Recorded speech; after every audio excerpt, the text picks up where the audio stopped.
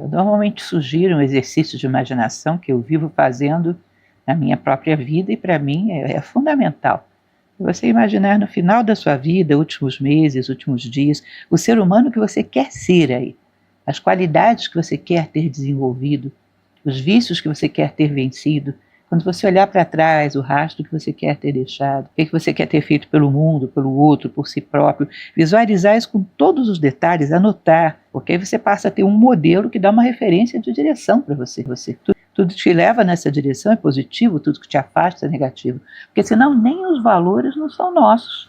Exatamente. Se eu pergunto para você, eu estou caminhando na direção certa ou na direção errada? Você vai perguntar onde você quer chegar. E se eu não quero chegar em lugar nenhum? O que é o certo e o errado? Não, se a gente não sabe para onde está indo, qualquer caminho você desvia. O gato da Alice no País das Maravilhas. O gato da Alice, exatamente. Ou seja, isso tem muito a ver com tradições antigas no Egito mesmo, eles diziam que o teu nome interno está no horizonte, ou seja, o ser humano que você quer ser, que você é fiel a ele. Ah, não, mas isso está muito distante. Tem uma historinha que eu gosto de contar, que é: imagine você que uma pessoa não gosta do sol. Ela fecha portas, janelas, acha que o sol vai gerar radicais livres, seja lá o que for. E um belo dia ela desiste daquilo, acha aquilo uma loucura, resolve abrir janelas, abrir portas e ficar em contato com o sol. A distância com portas e janelas fechadas ou abertas é a mesma, mas só da disposição de você se colocar em contato com ele, ele te ilumina onde você está. Tá? Então você tem um ideal lá na frente, só de eu me colocar em contato com ele,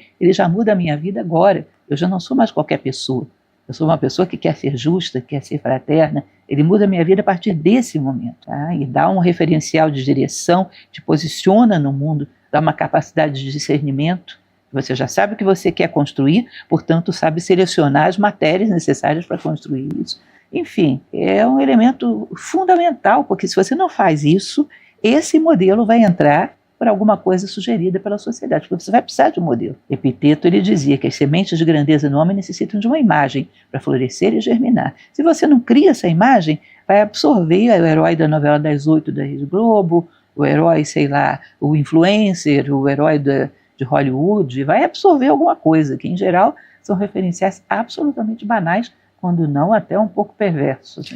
E isso me preocupa, porque assim, as pessoas estão, e principalmente os jovens, eles estão pegando essas referências sem qualquer senso crítico. E eu não vejo pais, ou a sociedade como um todo, que eu acho que as crianças são filhos de todos, numa sociedade são filhos de todos, questionar isso. Mas não é questionar com aquela coisa, como assim, o que você está falando?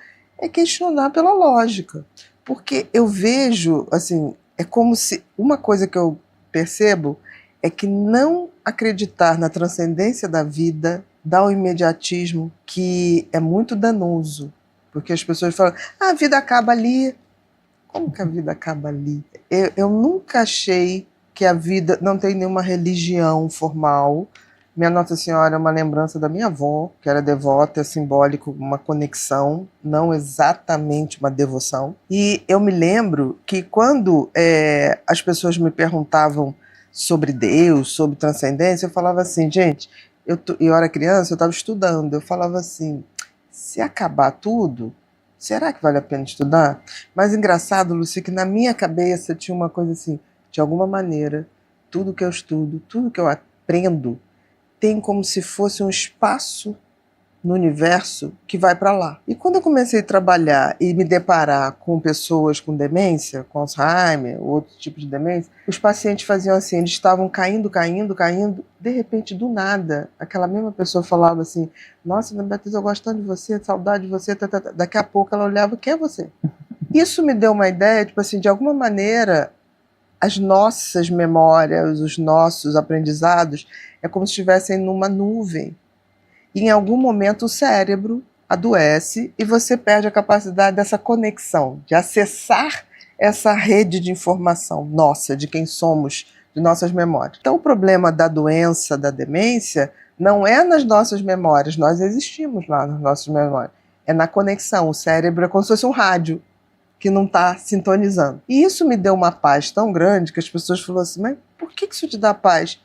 Porque em algum momento, ou nessa dimensão, numa outra, numa dimensão paralela, esse material de aprendizado continua a existir. Isso para mim é transcendência. Como eu resgato isso depois, eu não sei. Mas eu vou tratar de aumentar meu capital nessa nuvem, porque eu acredito nisso. E foi tão interessante que isso foi bem antes de surgir o iCloud. E aí, quando veio a coisa do iCloud, que todo mundo, eu vou botar minha informação na nuvem, ou botar na nuvem. Eu falei, engraçado, quando eu falava isso, todo mundo, Bia, isso é delírio. Eu falei, não, tudo bem, mas é um delírio que me faz querer mais. Então tá bom. É um delírio positivo. Depois, quando veio, eu falei, mas por que você armazena seus dados numa nuvem que deve estar na Rússia, deve estar por aí, e não aposta nos seus dados da eternidade? Eu tenho essa tranquilidade, assim, sabe? Nada do que eu faço é em vão. E eu acho que aí a vida começa a valer a pena, porque eu falo, se não está dando certo aqui, mas é um arquivo de informação que vai me ser útil. Sempre. Existe um limite, que eu chamo do limite da condição humana, que a gente tem atravessado muito pouco. Eu sempre conto uma história que é real, talvez você até conheça, aconteceu na década de 60 com um psicólogo, Roger Fultz.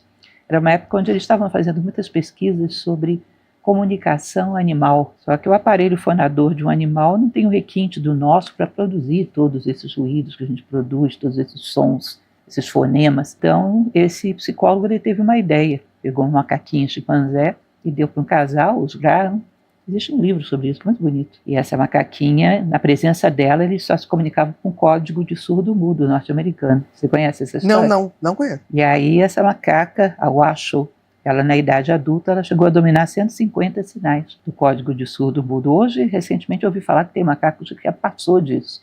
Mas ela dominava 150 sinais. E ela falava coisas do tipo, Washoe dormir, o Washoe cansada, o Washoe fome, o Washoe sede, o Washoe passear. Eu fico pensando, nós achamos que somos muito diferentes da Washoe porque ela diz o Washoe comida e a gente diz eu gostaria de ir a um restaurante. Exatamente. Exatamente a mesma coisa. Agora, você não imagina que um dia o Roger Fultz chegasse lá e o Washoe tivesse com a mão no queixo, o Washoe fraternidade, o Washoe justiça, o Washoe de onde venho, para onde vou. Acho que ele morreria do coração, né? Porque não sei nem se ele estava pensando nisso. Imagina, aí você tem um limiar claro que quem passa é só ser humano. Ou seja, da mesma maneira que o macaco, o animal em geral, se alimenta do alimento físico, nós nos alimentamos dessas coisas. E é quase que morremos à míngua quando não damos à nossa alma essas coisas. Existe algo em nós que está com uma fome permanente. Agora, o que é curioso é que esse limite claro entre o homem e o animal, muito da humanidade não atravessa. Então fica com a sua condição humana como potencial. Fica com os instintos potencializados pela razão, que é a pior coisa que tem. Você imagina, você está fugindo do leão na floresta, você sobe na árvore. O leão não sobe em árvore. Aí eu vou lá com uma varinha de condão e desperto a razão humana no leão. Ele vai lá e constrói uma escada, sobe na árvore e te pega. Ele continua sendo leão, com instintos de leão, com interesses de leão e agora com a razão potencializando essas coisas. Perigoso.